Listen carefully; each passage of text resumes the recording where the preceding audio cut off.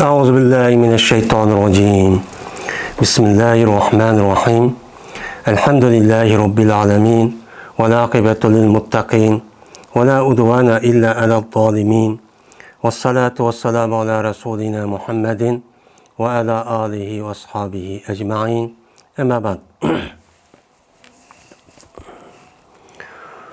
وكان كتاب المصابيح الذي صنفه الإمام محي السنة قامع البدعة أبو محمد الحسين بن مسعود الفراء البغوي رفع الله درجته أجمع كتاب صنف في بابه وأضبط لشوارد الأحاديث وأوابدها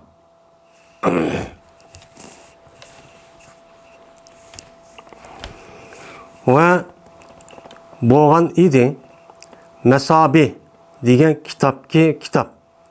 O kitap şunda bir kitap değil ki bunu İmam Muhyi sünnetini tirildiğen bid'atni yolğuchi boğan Ebu Muhammed kunyeti ismi Hüseyin ibn Mes'ud boğanki Perra yani onunki kasbi jugi satadigan tikib satadigan Muşundaq adam idi ki o Bag'vi degan shaharlik idi.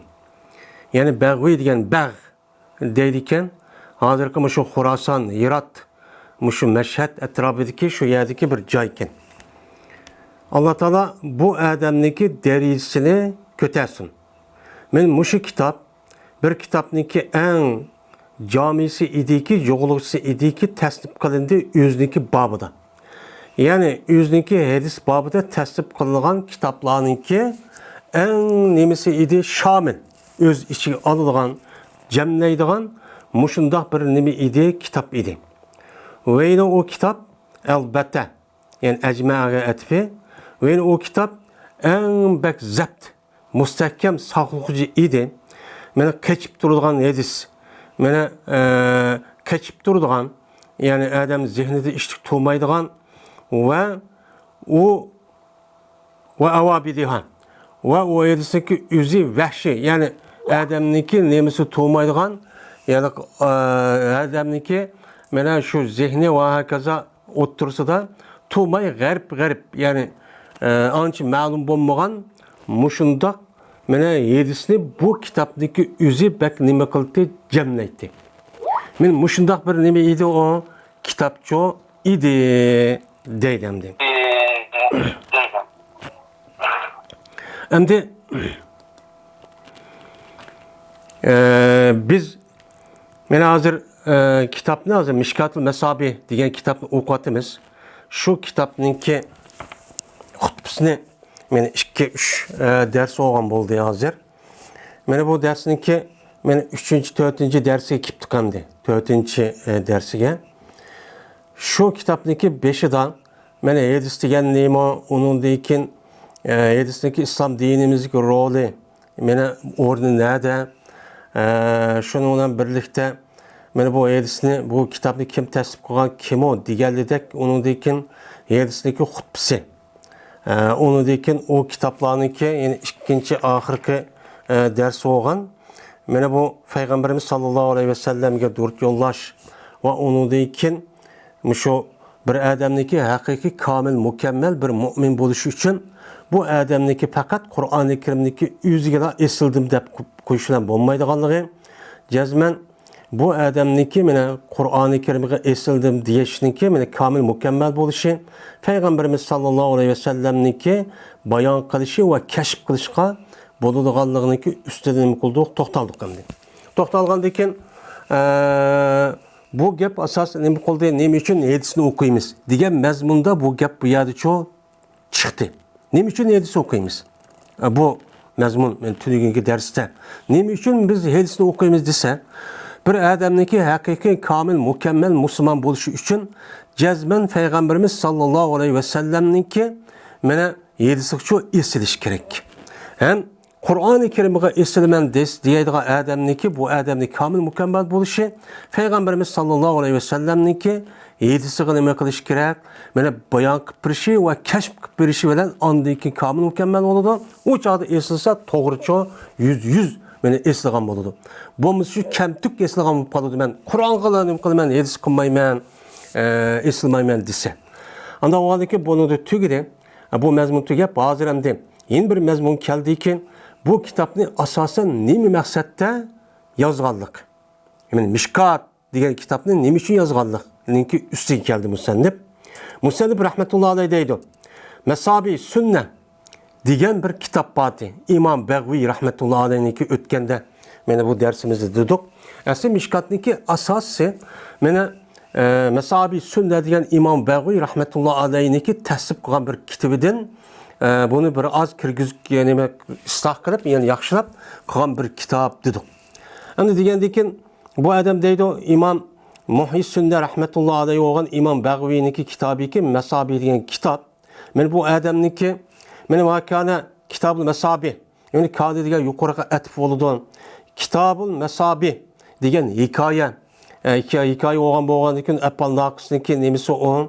Meni bu ismisi. Ellizin sannapavu deganiki nimasi o? Sifat mavsuf bo'lgan bo'ladi. Men oxirdagi ajmaa kitobin muzab-muzabla kanuniki nimasi olgan bo'ladi? Xabar.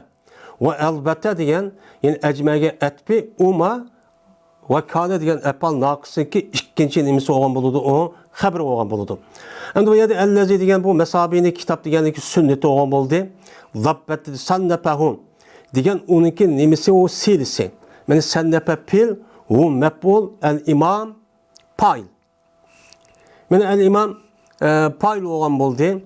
Meni bu Muhyiddin ikkinchi payl yani sifat, ikkinchi sifat. Qamiul bida üçüncü sifat. Ebu Muhammed bu nima o kunyat. O onundan çok kunyat olgan bo'ldi. Al-Husayn isim bo'lgan bo'lishi Ebu Muhammed de peş okuldu yani bu. Yani ki kanunki ismi peş okulgandan keyin Ebu Muhammed dedik. Al-Husaynu deymiz.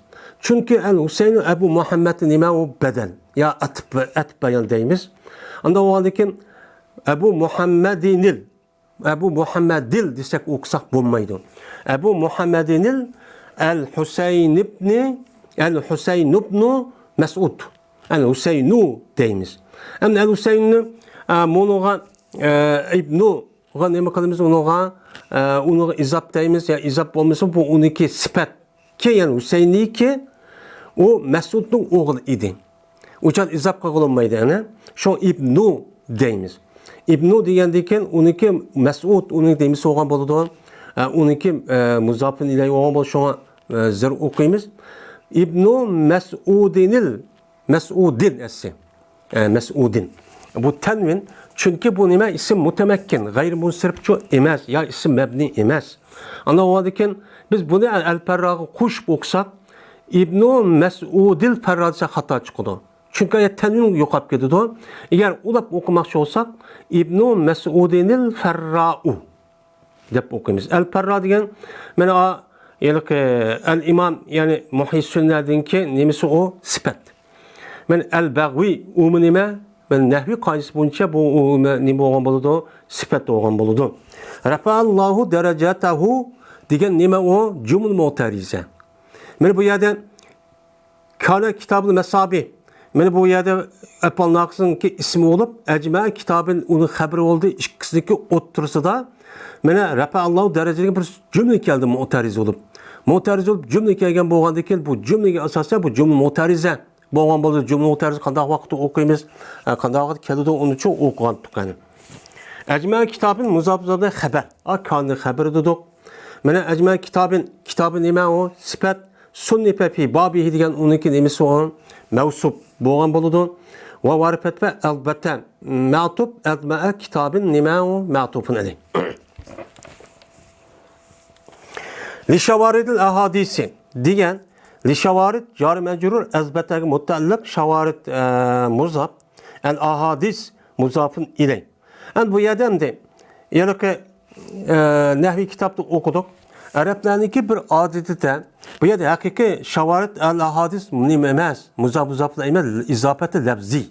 Bu izafet ma'nevi emas, bu haqiqiy izofa emas.